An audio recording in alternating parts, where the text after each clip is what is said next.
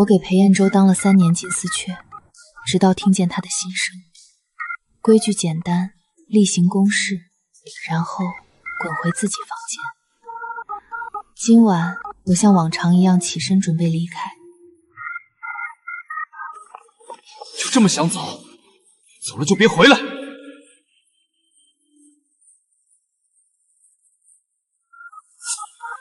靠，这就完了？老子刚热完身，下次他妈的又得等半个月。那声音千真万确，就是他！我好像能听见这祖宗的心理活动啊！这金丝笼里好像关着2只懵逼的鸟。我如果开炮，他会不会留下？我叫林婉晴，这是我在裴彦周家的第3年，这比我上一份996的工作轻松10000倍，每月固定15号发工资，这份工资够我在这座城市活得体面。每半个月见1次面，流程固定，见面时间不超过20分钟。他不说话，我也不说话，比上班打卡还准时，比同事关系还冷淡。3年了，我甚至没细看过他那张脸平时是什么表情。老板有老板的规矩，灯必须关，时间一到，他会侧过身去，背对着我，意思很明确，你可以走了。我也识趣，打工人有打工人的自觉，轻手轻脚带上门，回自己房间敷个面膜，刷会儿手机，睡觉。日子就这么过，平静的像一潭死水，直到今晚。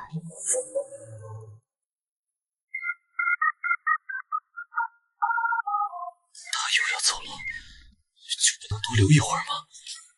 他是不是嫌弃我？什么？谁在说话？每次都跑这么快，跟赶着去投胎似的。老子在他眼里到底算什么？工具人而已吗？这声音，这语气，这暴躁中带着一丝委屈的调调。他没张嘴，他绝对没张嘴。不对，不是从他的方向，是我脑子里。算了，反正他也不在乎。下次要不要磨叽一会儿？不行，太膈应了。妈的，你个废物！啊！怎么还没走？难道他发现我哪里不对劲？能听到裴彦周的心声了，这什么情况？我是不是该去医院挂个号？他怎么还不走？不会是发现什么了吧？冷静，裴彦周，你表现得很正常。正常？你管这叫正常？你脑子里那些话，要是让我3秒才能自己听到，我能当场从28楼跳下去。不管这是幻觉还是什么超自然现象，我得先冷静一下。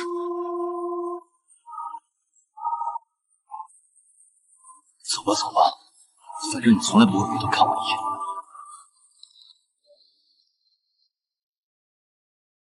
他回头了，他看我了，什么意思啊？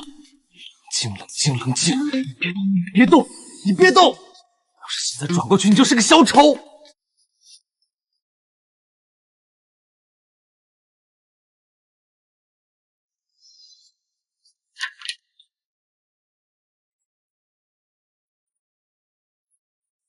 刚热完身，下次又得等半个月。我在他眼里算什么？人形按摩器？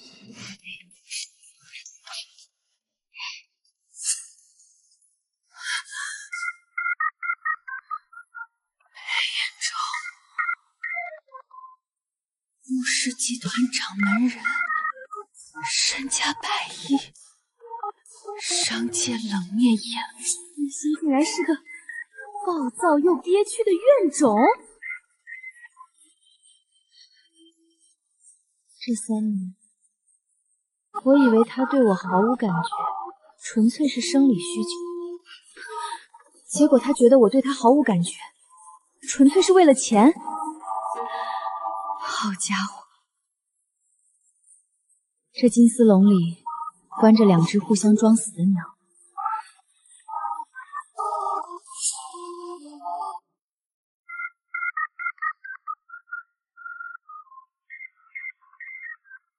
他今天穿的什么？白色的。别看，你看来就是禽兽。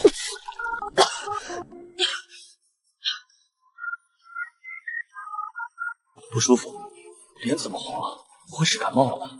要不要叫医生？算了，我要是表现的太关心，他会觉得我有病。没事，呛到了。呛到了，是不是昨晚没休息好？不要了，别想了，我真的会死。要不今晚早点回来？不行，太刻意。裴彦周，你冷静点儿，你是总裁，你有。裴彦周，你的格在我这里已经碎成渣了，这读心术究竟是从哪儿来的？我去公司了，今天要不要给他买点什么？不行，太突然了。上次买了条项链，他收到后就说了句谢谢裴总。谢谢裴总，叫的跟叫客户似的。有一个问题，这个读心的能力到底是怎么来的？我回忆了一下昨晚的情况，没有被雷劈。这个读心的能力到底是怎么来的？我回忆了一下昨晚的情况，没有被雷劈，没有捡到奇怪的东西，没有吃错药。唯一不同的是，昨晚完事之后，我脑子里闪过一个念头：裴彦周到底在想什么？然后我就真的听到了。花瓶，花瓶，你在想什么？没反应。废话，花瓶又没有脑子。麻雀，麻雀，你在想什么？还是没反应。看来这玩意儿只对人有效，或者只对裴彦周有效。管他呢，反正现在最重要的事情是，我终于知道了一个惊天大秘密。裴彦周，那个冷得像冰柜的男人，对我有反应，不是一般的有反应，是那种憋了3年快要内伤的有反应。而我这3年一直以为自己只是个工具人，每次完事就走，从不多留1秒，因为我怕自己多待1秒就会暴露出不该有的情绪，金丝雀就该有金丝雀的自觉，拿钱办事，别动感情，这是我给自己定的规矩。可现在根据裴彦周的内心戏来讲，规矩好像可以改一改了。让我想想这规矩怎么改比较好呢？今天我要考试。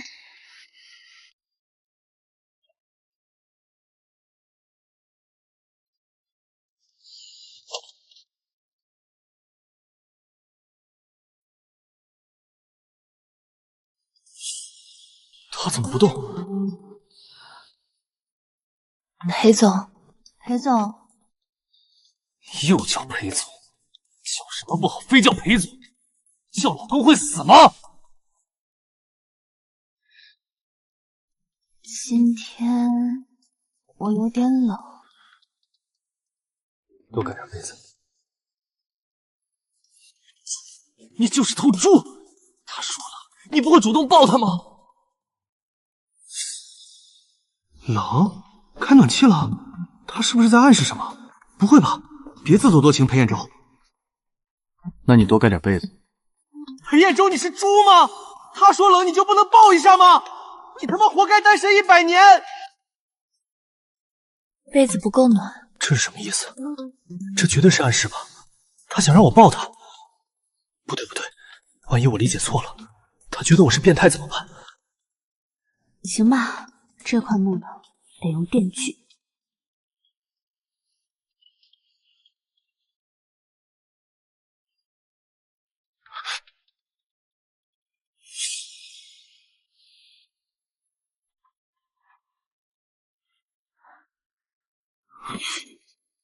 靠过来了，他靠过来了，他靠过来了！冷静，呼吸。你是裴彦周，你见过大场面。这样暖和多了。声音怎么这么软？行了，我要死了。手放哪儿？手该放哪儿？打他肩上会不会太猥琐？放腿上不行，太刻意了。行了，就这样吧，别动，动一下就全完了。忍住，你是个正人君子。正人君子？昨晚脑子里那句“老子刚热完身”好像不是他说的一样。正人君子。好，很好，就这样，别担心裴彦州，今天能抱一下已经是祖坟冒青烟了。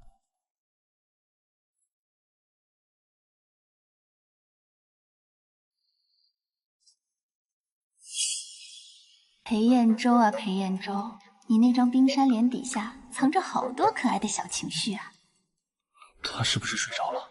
呼吸好均匀，好好闻。他用的什么洗发水？算了，不重要，他在就好。我可没睡着，我清醒得很，清醒地听着这个身家100亿的男人，内心像个16岁的毛头小子一样手足无措。不要走！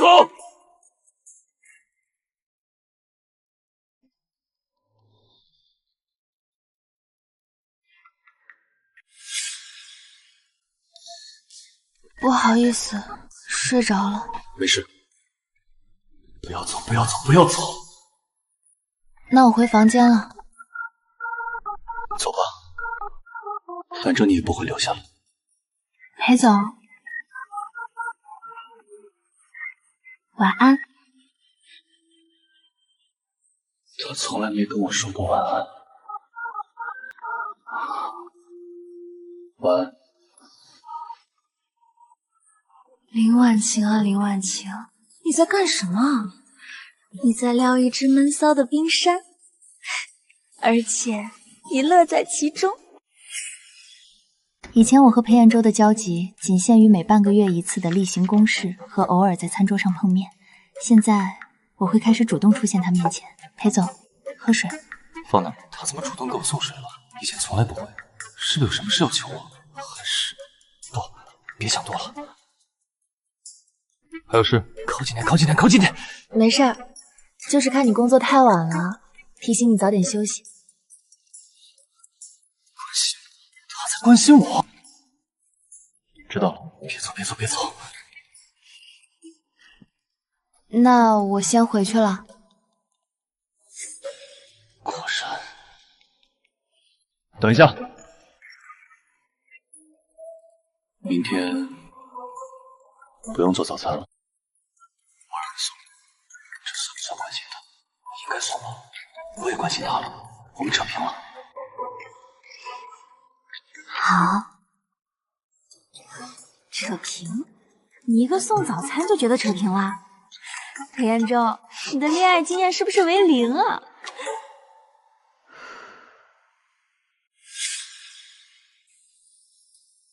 他在看什么？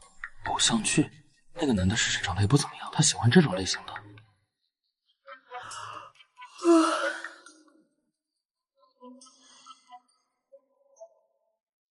近了，他离我近了，又近了。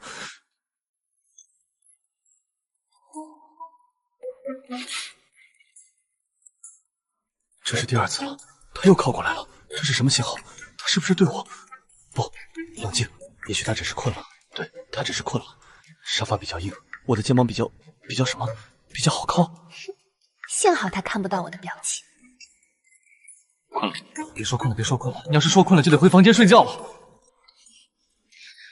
有点，但不想动。不想动？他不想动，意思是他想继续靠着我。那就靠着吧。裴彦州，你太帅了，这句话说的太自然了，满分。青天大老爷，这谁能绷住？老婆的头发蹭到我脖子了，好痒。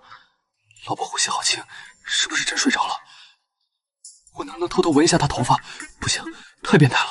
可是真的好香，闻一下应该没关系吧？就一下。算了，万一她醒了，我社会性死亡。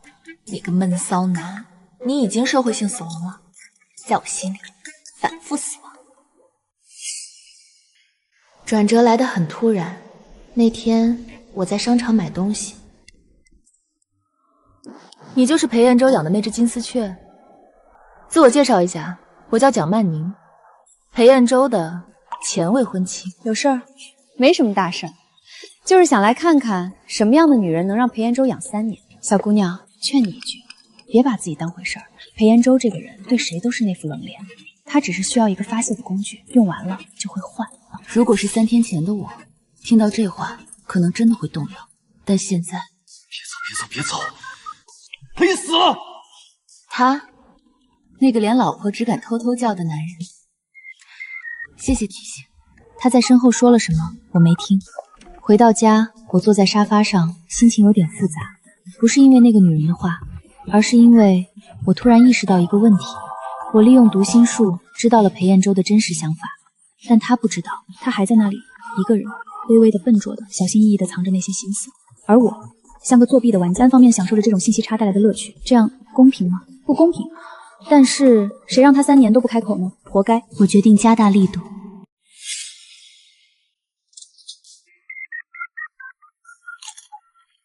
今天回来挺早，嘴角有薯片渣，想帮他擦掉，用手还是用……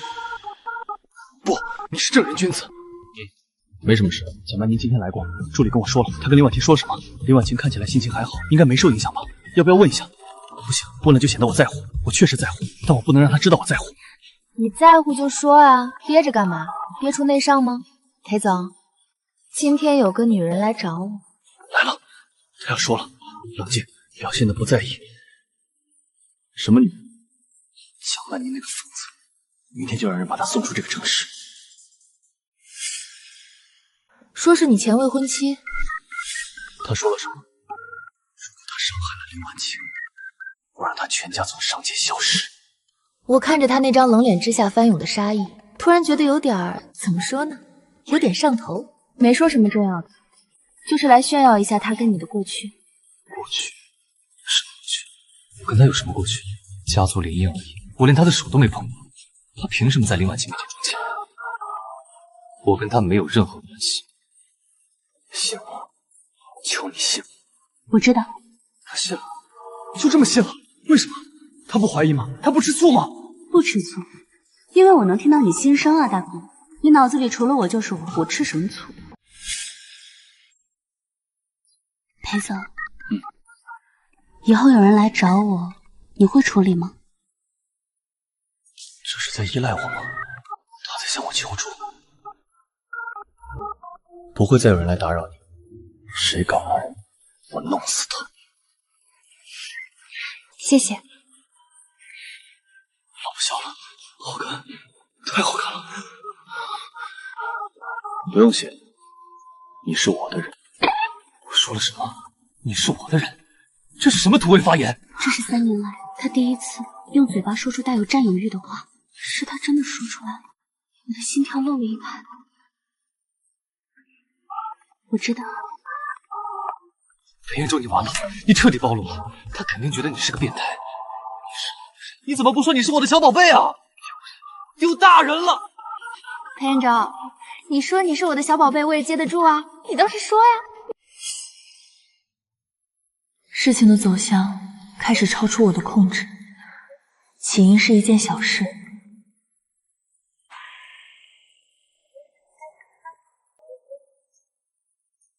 上车。淋雨了，会感冒，感冒了就不能。不，我不是在想那个，我是关心他的身体健康。对，身体健康。他在发抖，冷了，外套要不要给他？太刻意了，开暖气吧，自然一点。谢谢。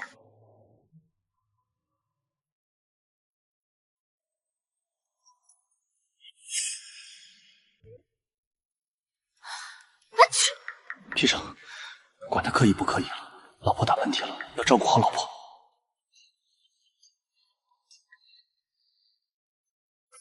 是他的，上面有他的味道。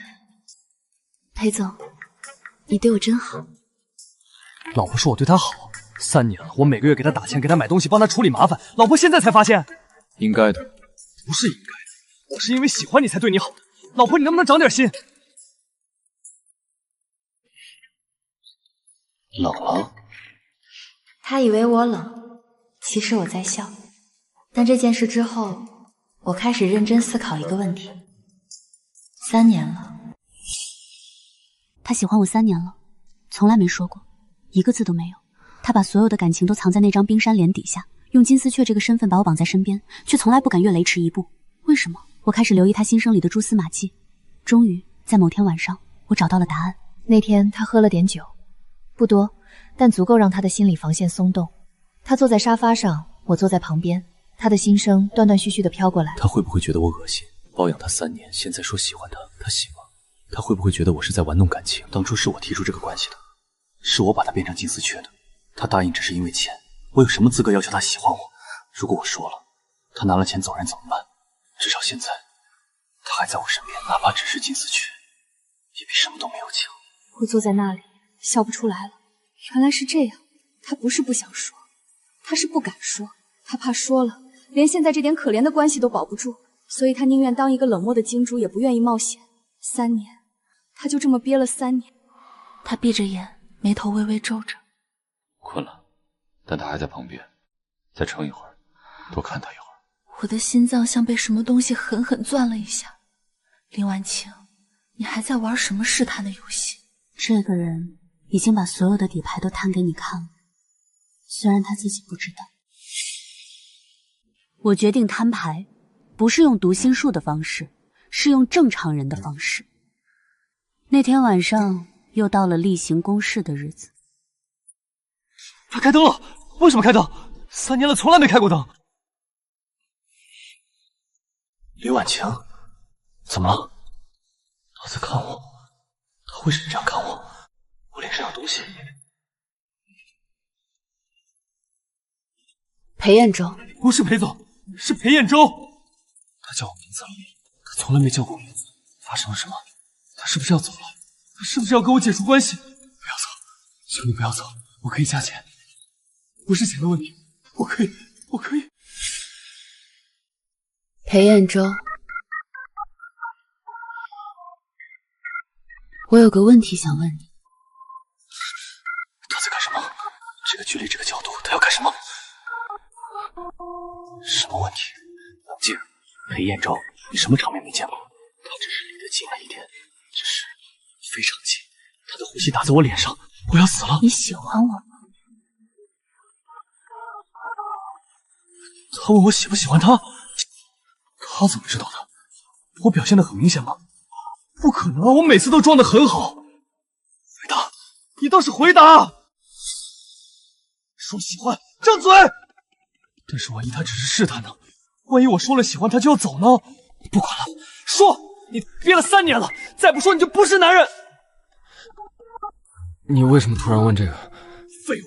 裴彦州，你个废物！问你喜不喜欢，你反问人家为什么问？你活该孤独终老！因为我想知道，你对我到底是什么感觉？说，你说，最坏的结果不过是他走，但如果你不说，他迟早也会走。你选哪个？喜欢，从第一天开始。说了，我说了，完了，听天由命了。这个男人身家100亿，商场上翻手为云，覆手为雨，此刻却像个等待被拒绝的高中生。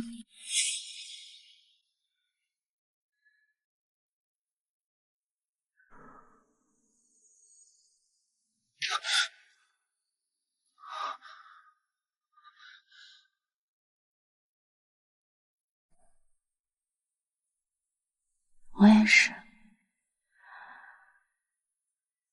从很早开始。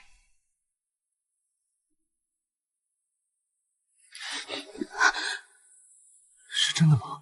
他说他也喜欢我，不是做梦吧？别加不别加，万一是梦，我不想醒。你说真的？真的。从什么时候？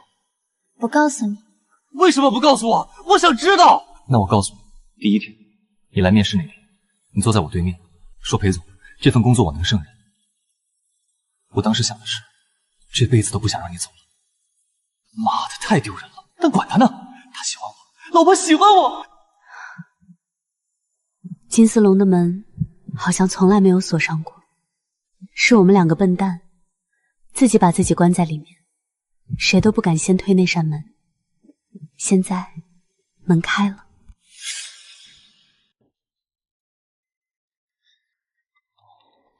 他今天胃口不错，多吃点。他上次说喜欢吃虾，今天怎么没有虾？回头把厨师开了。因为没有虾就开除厨师，裴彦周，你是暴君吗？路上小心！还跟我说路上小心，以前从来不说的，这就是有女朋友的感觉吗？今天要不要早点回来，把下午的会推了？不行，那个会很重要，但它更重要，推了。这个男人表面上是个日理万机的霸总，实际上就是个恋爱脑。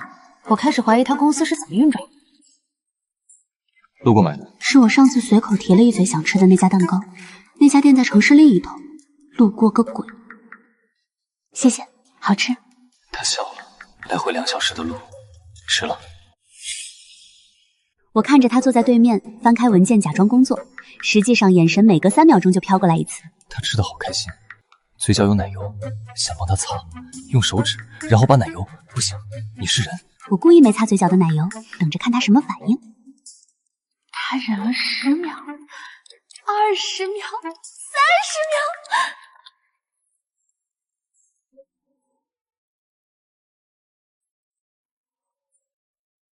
你在干什么，裴彦周？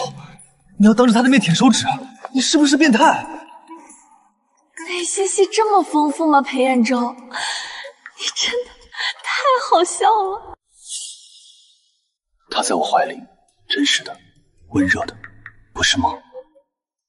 裴彦周，我有件事要跟你坦白。坦白？坦白什么？他不会是要说其实不喜欢我吧？不会的，不会的，昨天还亲我。别紧张，不是坏事。那是什么事？快说，我心脏受不了。我能听到你的心声。什么？你心里想什么，我都能听到。他在开玩笑吧？不可能！如果他能听到我的心声，那我之前想的那些，老子刚热完屎，他听到了。他走了，我可以死了，他听到了。想闻他头发，他听到了。用手指擦奶油，然后舔掉，他听到了。完了，社会性死亡，物理性死亡。裴彦周，享年28岁，死因社死。从什么时候开始的？3个月前。3个月？3个月？那岂不是从那次老子刚热完身开始，他就我不要活了？裴彦周，别叫我！你看看我。不看！他要是再笑我，我就把自己没了。我想告诉你，正是因为听到了那些话，我才确定你是真的喜欢我。所以你之前那些靠过来说晚安，问我喜不喜欢你，都是因为听到了你的心声，才有勇气的。这个女人3个月听了我3个月的心声，看了我3个月的笑话，但她没走，她留下来了。她说她也喜欢我，那些丢人的话她都听到了，还是喜欢我。李婉晴，以后能不能别听？不能。就是的，那你至少假装听不到。也不能。这日子没法过了。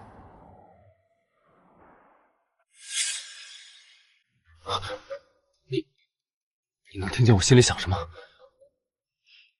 从3个月前就开始了。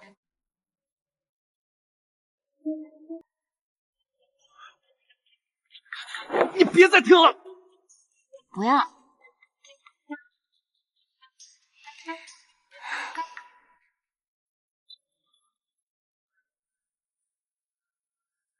裴彦周，干嘛？你脑子里现在在想什么？我在想，我怎么这么幸运？当我听到了，金丝笼的门早就开了，我们谁都没有飞走，因为笼子里有另一只鸟，而那只鸟恰好也在等我。